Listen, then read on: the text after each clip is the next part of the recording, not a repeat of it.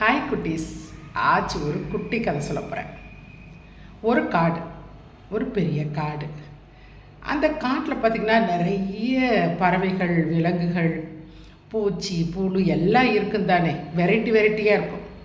இப்போ நம்ம வீட்டில் வளர்க்குறோன்னா ஆடு, மாடு, கோழி, வாத்து இதெல்லாம் கூட வளர்ப்போம். யானை இது கூட வளர்க்குறாங்க, யானை குதிரை கூட வளர்க்குறாங்க. ஆனால் காட்டில் அப்படி கிடையாது. ஏகப்பட்ட வெரைட்டியான பறவைகள், நிறைய விலங்குகள், பூச்சிகளே வெரைட்டியாக இருக்கும். ஏன்னா காடு தானே, அதில் அப்படி தான் நிறைய வெரைட்டிஸ் இருப்பாங்க. அதே மாதிரி பறவைகளில் நிறைய வெரைட்டியான பறவைகள் அந்த காட்டில் இருக்குது. ஒரு மரத்தில் கீழே பார்த்திங்கன்னா அந்த பறவைகள் போடுற எச்சம் இருக்குல்ல, கழிவு, பறவைகளோட எச்சம் கழிவு, அது பார்த்திங்கன்னா ஒரு மரத்தடியில் மட்டும் நிறைய கோல்டாக இருக்குது. தங்கமாக இருக்குது. அப்படி என்னன்னா அந்த மரத்தில் ஒரு அதிசயமான ஒரு பறவை அந்த மரத்தில் ஸ்டே பண்ணுது. அது என்ன சாப்பிட்டாலும் அதோட எச்சம் மட்டும் கோல்டாக தான் அது எச்சமே விழுகுது. அப்படி ஒரு அதிசய பறவை. அதனால இந்த மரத்தில் அந்த பறவை ஸ்டே பண்ணுறதுனால அந்த மரத்துக்கு கீழே பார்த்திங்கன்னா நிறைய கோல்டாக கிடக்கு.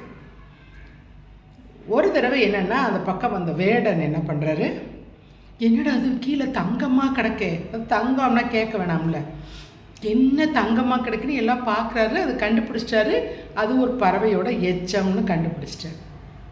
அப்போ வெயிட் பண்ணுறாரு. வெயிட் பண்ணால் அந்த ஈவினிங் போல் ஒரு பறவை வருது. பறவை ரொம்ப அழகாக இருக்குது. அந்த மரத்தில் ஸ்டே பண்ணுது. பார்த்துக்கிட்டே இருக்கிறார் அந்த வேடன். அது போடுற எச்சம் எல்லாம் கோல்டாக விடுது. விடுவாரா? தங்கம்னா யார் தான் விடுவா? என்ன பண்ணுறாரு, பிளான் பண்ணி அந்த பறவையை பிடிச்சிட்டார். பிடிச்சிக்கு வீட்டுக்கு கொண்டு போகிறார். வீட்டுக்கு கொண்டு போனால் அவருக்கு ஒரு பயம் வருது. என்னென்னா, நம்ம காட்டில் அந்த பறவையை கொண்டு வந்துட்டோம். இப்போ நம்ம வீட்டில் வச்சுக்கிட்டோம்னா, நம்ம ஒரு அழகாக கூண்டு வச்சுக்கிட்டோம்னா ராஜாவுக்கு தெரிஞ்சிச்சின்னா அது எப்படி பறவையை பிடிச்சி நீ வீட்டில் வச்சுக்கலான்னு சொல்லிட்டு, அது அதிசய பறவை, நீ எப்படி வீட்டில் வச்சுக்கலான்னு நமக்கு ஏதாவது பனிஷ்மெண்ட், தண்டனை கொடுத்துட்டா என்னடா பண்ணுறது பயந்துக்கிட்டு இந்த பறவையை எடுத்துகிட்டு ராஜாட்டே போகிறார். அரண்மனைக்கே போகிறார். ராஜாட்ட போய் சொல்கிறார், ராஜாஜி பெரிய அதிசய பறவை, இதோட எச்சமெல்லாம் கோல்டாக தான் போடும் அப்படின்றார். ராஜாவுக்கு ஹாப்பி, கோல்டு இல்லை, ராஜாவுக்கு ஹாப்பி ஆகிட்டு உடனே காஸ்ட்லியான கூண்டு செய்கிறாரு. எதுக்கு? அந்த பறவை ஸ்டே பண்ணுறது. காஸ்ட்லியான கூண்டு செஞ்சு அந்த பறவையை அந்த கூண்டுக்குள்ளே அடைச்சி வைக்கிறார். இதை பார்த்துட்டு அவரும் ஹாப்பியாக போயிட்டார் வேடன். அவருக்கு என்னென்னா, நம்ம தப்பிச்சிட்டோம், இந்த ப்ராப்பர்ட்டி அந்த ஒரு காட்டில் இருக்கிறதுன்னா அது ராஜாவுக்கு தானே வரும்னு சொல்லிட்டு கொடுத்துட்டோன்னு அவர் போயிட்டார். இதை பார்த்துக்கிட்டே இருக்கார் மந்திரி. மந்திரிக்கு கோபம் வருது. நேராக ராஜாட்ட வர்றாரு.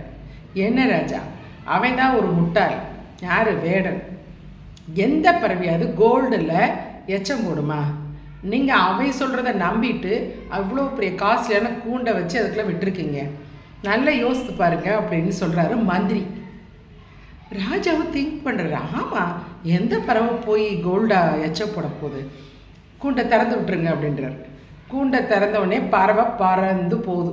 பறந்து போய் அந்த அரண்மனை உச்சி கோபுரம் இருக்குல்ல, பெரிய அரண்மனையில் அது உச்சி கோபுரத்தில் போய் உட்காருது. அந்த பறவை உட்காந்துட்டு என்ன நினைக்கிதுன்னா, முதல்ல இவ்வளோ பெரிய காட்டில் ஒரே மரத்துலேயே நம்ம ஸ்டே பண்ணோம்ல, அது நம்ம தான் ஃபஸ்ட்டு முட்டாள்.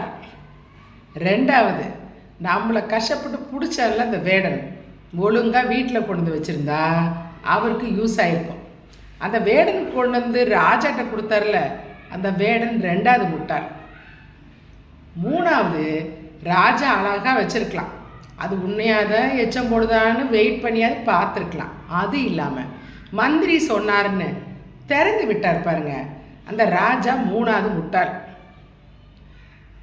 அப்படின்னு இது செல்லுது. கடைசியில் வேடனையும் ராஜாவையும் முட்டாள் நினச்சிட்டு நம்ம தான் அறிவாளி நினச்சான் பாருங்க மந்திரி, அவன் நாலாவது முட்டாள் அப்படின்னு இது நினைக்குது இந்த பறவை. ஃபஸ்ட்டு அதான் முட்டாள்னு சொல்லிச்சுல, இனிமே நம்ம ஒரே காடு ஒரே மரத்தில் இருக்கக்கூடாது, காட்டை மாற்றுவோன்னு சொல்லிட்டு வேறு காட்டுக்கு மறந்து போகுது. ஒரே காட்டில் உட்காந்து ஒரே மரத்தில் தவிர கீழே கோல்டாக கிடக்கு. காட்டை மாற்றவும் மரத்தை மாற்றவும்னு அது பறந்து போகுது. என்னென்ன யார் ஒரு விஷயத்த சொன்னாலும் ஒரு 100 தடவையாவது யோசிக்கணும். டக்குன்னு முடிவு பண்ணிடக்கூடாது. இதுதான் உண்மையாக இருக்கும் அப்படின்னு முடிவு பண்ணக்கூடாது. யாராக இருக்கட்டுமே, யாராக இருந்தாலும் 1க்கு 10 தடவை யோசிக்கணும்.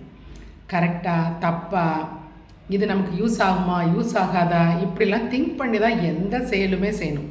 அது ஸ்கூல்லையாக இருக்கட்டும், வீடாக இருக்கட்டும், வெளி இடமா இருக்கட்டும், உங்களுக்கு எந்த விஷயம் தெரிஞ்சாலும் முழுமையாக அதை தெரிஞ்சிக்க விருப்பப்படணும். சரியா? ஆச்சி நாளைக்கு வேறொரு குட்டி கதையோட வரேன்.